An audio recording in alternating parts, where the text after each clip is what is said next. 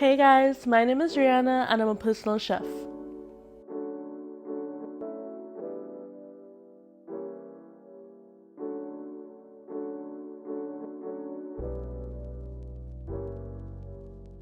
I am from the sweet island of Trinidad and Tobago, more specifically Rio Claro.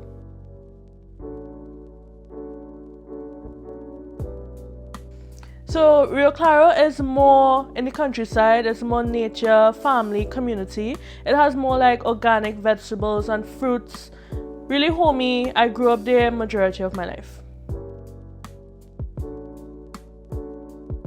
I am a self-taught chef. I've worked in the industry for quite some time now, and I've worked my way up from dishwasher to executive chef in a span of 6 years. I specialize in taking simple ingredients and turning it into extraordinary dishes. I would say from since a very, very young age, I always knew I wanted to be a chef. I grew up looking at and Chef America and Chopped instead of cartoons. Like, I didn't watch regular cartoons. And looking at all these cooking shows, I just started cooking from a young age. But not food. I started cooking like grass and sand and stones. But that's how I started. I just knew. The first dish I ever made was a tomato pasta. It was like simple tomatoes, garlic, onions, make a nice little sauce, season it up with some spaghetti, and finish it off with some parsley. And I remember I plated it all nice and I let my mom and my sister taste it, and they were like amazed. It tasted so delicious. And I said, let me keep some for my dad because he was at work. He was on work at the time. So when he came home and he tried it, everybody was excited to see, his facial expression. And he hated it.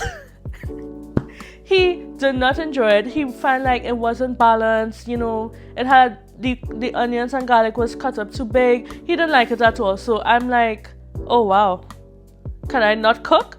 But from that day, I just tried to perfect it. And after a couple of months, it was amazing. He loved it again. And he is one of the toughest persons to please. So when I made it again, and he liked it, I was like, yeah, this is I think one of the best things I ever made.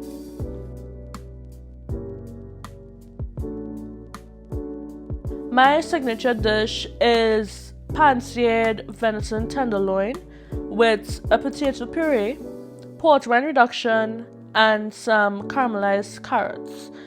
I would say because I grew up in the countryside and also my dad is a hunter, so I was heavily influenced with, wild meat.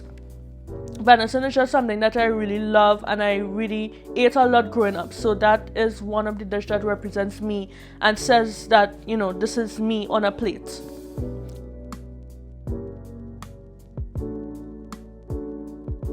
I wouldn't say it was really hard. I would just say it's not that easy with this job right now.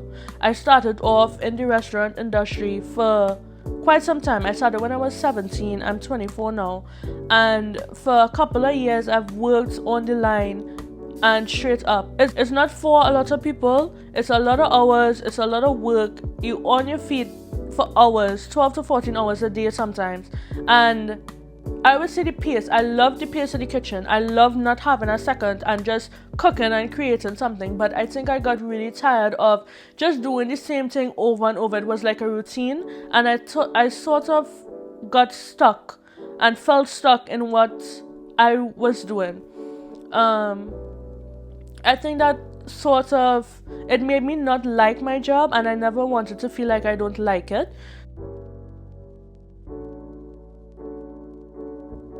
I kind of ventured out from cooking in a restaurant industry for more cooking for, individuals where I could just create.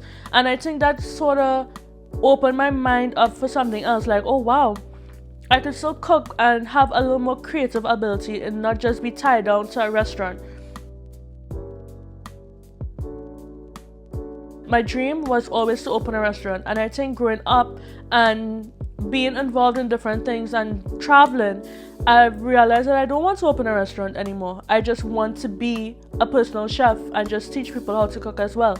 So sometimes dreams do change, but cooking is not going to change. I will always be cooking, even if it's not for clients. I think I will probably be doing like some sort of teaching online or something. Cooking is me, and I think I will never give that up no matter what. So yeah, that's just me. It was always a fight, with people telling you that cooking should be like a side job, and I just didn't take them on. It was to the point where people started speaking to me, family members always say like, you should always have a backup plan. And I was like, I don't have a backup plan. I don't want a backup plan, because when you have a backup plan, you start putting your 100% into your main plan. So you're gonna get it talk, you're gonna get all these things coming at you, but it's how bad you want it. I always wanted to do cooking, and guess what? I'm doing cooking for the rest of my life. So this was just like a little inspiration as to, if you have a dream, keep going. And this is just like a little bit about me and, my journey so far.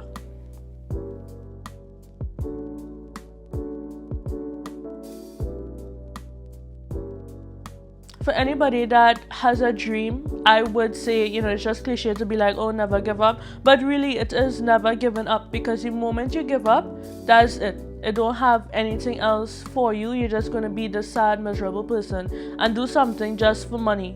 When you have a dream in a career, you keep pushing no matter what. I was once a little girl in Rio Claro just hoping to be this big chef. I thought I would never get out of Rio Claro. I was right, Rio Claro, Miaro, Princeton, San Fernando, Port of Spain. That's all I knew, because I've been working in different places all over Trinidad. But now I'm in a big city, doing exactly what I said I would have been doing. So if I could do it, a little girl in Rio Claro in the back in some bush, I think anybody could do it. It's just how bad you want it.